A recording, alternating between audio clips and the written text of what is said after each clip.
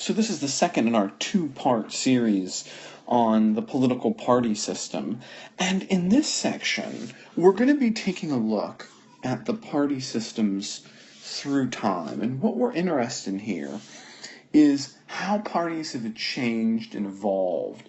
Because in the United States, we haven't always had the same two parties, right? You might think, oh, we've always had Republicans, always had Democrats, although now you might be familiar because of the class with Federalists and Anti-Federalists, and we've mentioned a few others, like in the last lecture when we talked about Jefferson and Hamilton beginning to form the first two political parties in the United States. But what historians and political scientists and others call the party system, or at any one point in time, the party system is the parties, their organization, their balance of power, and their social and their institutional bases. So the changes in this define what party system we are in. Okay? And so it's more than just the parties in power, right? Because sometimes we're going to see that parties so radically change in the way they're created, the power base, or their societal or institutional structures, that we actually end up having a new party system, despite the fact that we don't actually have another party entering into the system. So let's go through this. The first party system in the United States we mark from 1796 to approximately 1830. And in this era, we have the Federalists and the Democratic Republicans, who quickly end up becoming the Democrats.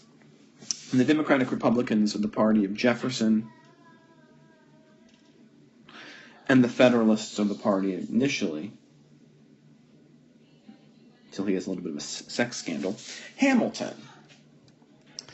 The Federalists will end up being a very mercantile, city, broad constitutional interpretation party whose foreign policy favors the United Kingdom. And the Democratic Republicans, or sometimes called Jeffersonians, were for free trade and close connections with France, and had negative feelings about large cities. Thought that the agrarian way of life was the better way of life for persons in general. And in this era, these parties are very loose, and the key is foreign policy, with the Federalists, as I had noted, being for the United Kingdom, and the Democratic Republicans being for closer connections with France.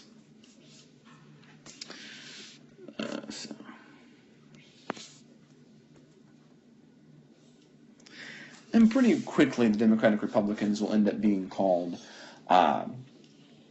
just the Democratic Party.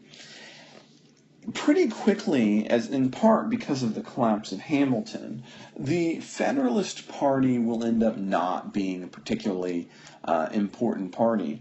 And so, quickly here in the first party system, we enter in what's called the era of good feelings.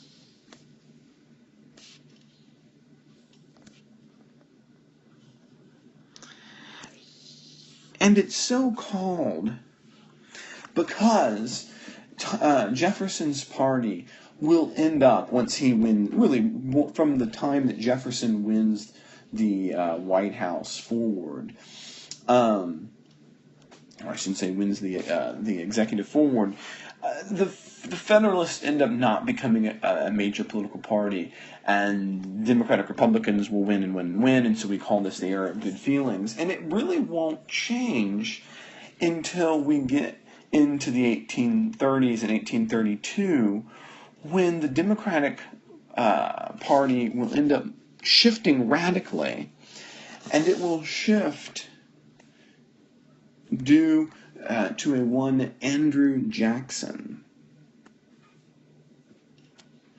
Jackson will leave his stamp on the political party. And the Whig Party, which forms out of the ashes of the Federalist Party, is really the anti-Jackson Party. And much of what pushes them together, Whigs will favor active commercial policies to assist manufacturing and business, while the Democrats will favor tariffs and states' rights, and have especially states' rights with the issue towards slavery. still obviously lurking around. The organizational genius of the Democratic Party in this era will be due to Andrew Jackson's vice president, Martin Van Buren, who will create the state-level organizations to mobilize voters and really create the modern party structure organizationally. He'll create the modern organization structures for parties in the United States. Support for the Whig Party will be the strongest in the Northeast and among merchants, and therefore, like we've noted, really the Whigs are in some ways the successors to the Federalists. But they are far more diverse, and really what unifies them is this anti-Jacksonness more than anything else, or any really kind of agreement on a set of principles. They would win one presidential election in 1840 with General William Henry Harrison, a military hero known as Old Tippecanoe, who would really run while avoiding any major issues. But even during this era, the Democratic Party will still remain the dominant party. And what actually begins to unravel this is not elections per se, but rather the increase in the size and the scope of the United States, and therefore a coming of head over the issue of slavery. And this takes us into the third-party system from 1860 to 1896, when we get the two parties with which most of you will be familiar, Republicans and Democrats. The Civil War will see the ravaging of the Democratic Party. What ends up happening is that secession will strip the Democratic Party of its leaders and supporters. And so really what ends up happening is that we're going to kind of zip through the Civil War. With the defeat of the Confederacy in 1865, there's really a profound shift, because what had happened was the Democratic Party was the party of the South. So when the South secedes from the Union, they end up losing all of their seats in Congress, right? Because they're forming their own country. And the catalyst for this is the individual who brings the Republicans to the foreground, which is Abraham Lincoln. And Lincoln will be the centerpiece of why the South ends up leaving. But the Republican Party hadn't won a major majority in Congress, but they end up with a major majority in Congress because of the Civil War. Now, when you come to the end of the Civil War, there was a couple of different ways of looking at it. Lincoln said, look, Civil War was illegal, the South couldn't actually secede, and so as soon as hostilities are over, the South is now once again part of the United States, and everything kind of goes back to the way it is. But Lincoln gets assassinated, and as a result, many Republicans would want to convert the South into kind of a Republican bastion for political reasons. And so they institute a program of Reconstruction. The program eventually collapses in the 1870s, but this begins the long-standing hostilities between Republicans and the Democratic Party. And what ends up happening is that you have Southerners who now not only hate the North as a result of the Civil War, which of course they instigated, but more specifically for Reconstruction, many of which end up blaming African Americans for. And so this becomes a problem. Well, a huge problem, obviously. As we move forward into 1869, we move into the fourth party system, which happens from 1896 to 1828. In the 1890s, there are profound, rapid social and economic changes that are occurring, and a number of protest parties will arise during this period, including the Populist Party and the Progressives, due to some really big urban changes. And the Populist Party specifically would win broad support in the South and the West, where it would appeal to small farmers and Western mining interests. and urban workers, which is kind of a new set of people, which was an interesting coalition.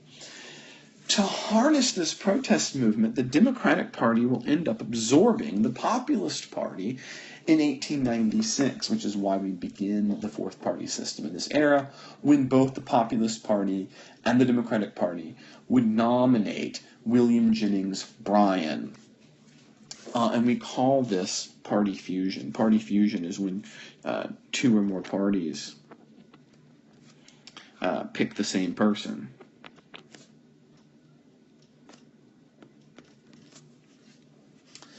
The outcome would be overwhelmingly for McKinley, the Republican candidate, and the remainder of the period would still be dominated by Republicans, but the Democrats would fundamentally be a different party.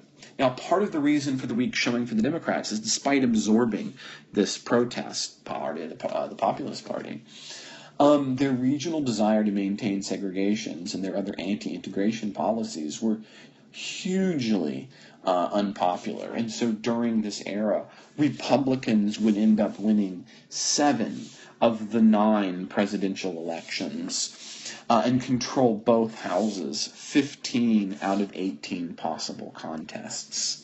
And so that's a big deal. Now, just so we know, although we're not going to talk about it right here, party fusion is no longer possible. It's not allowed.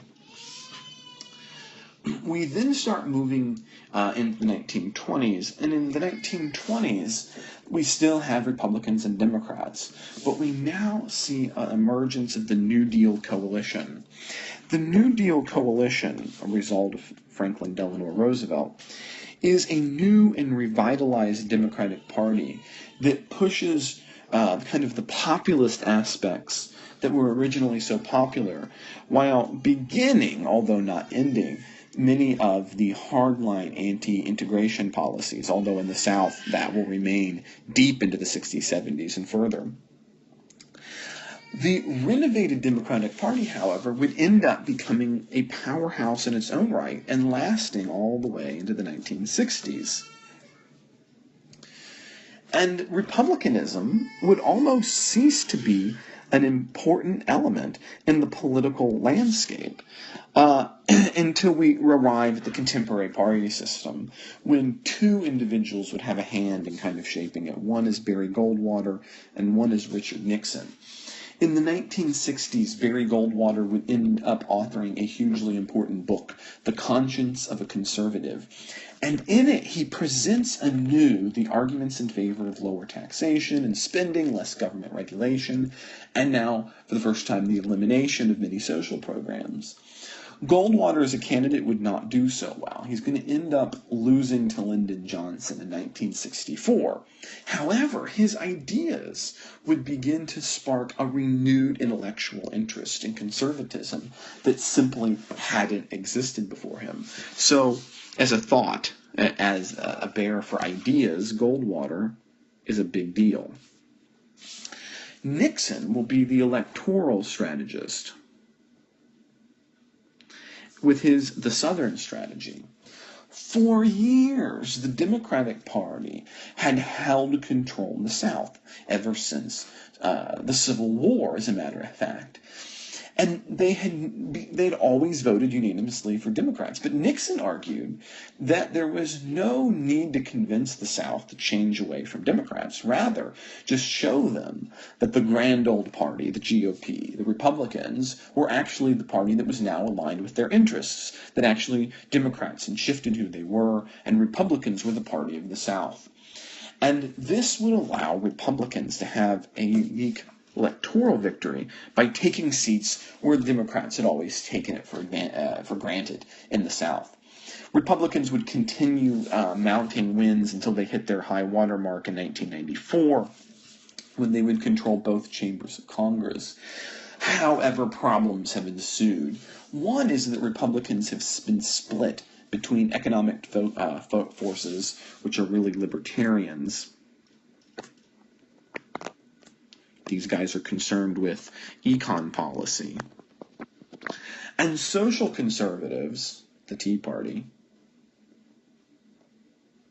And these are two different groups, but they end up both being a wing of the Republican Party, more or less, and they had some major fights. And the result of this kind of battle is that in states where there were once Republican strongholds, such as Virginia and Florida, we now see Democrats beginning to have power, so much so that in some ways you can think of the Barack Obama having the Southern Strategy Part 2, where he begins campaigning in areas that have been now historically Republican for a long, long time.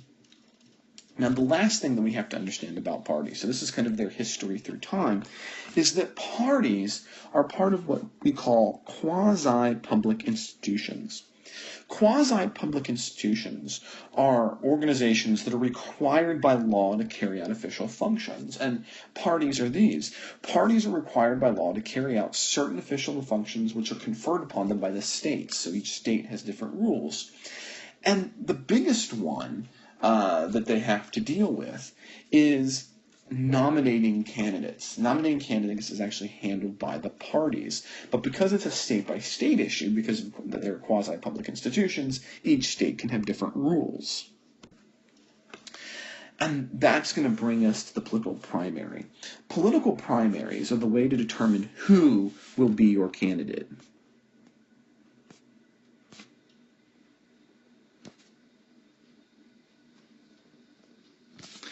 In other words, who's going to be running for you? Because there's lots of people who may or may not want to be the Republican presidential nominee or the Democratic presidential nominee. And there have evolved a number of different types of primaries, and we need to be kind of familiar with these, and that's really as much as we need to do, and then we're going to be ending this mini lecture.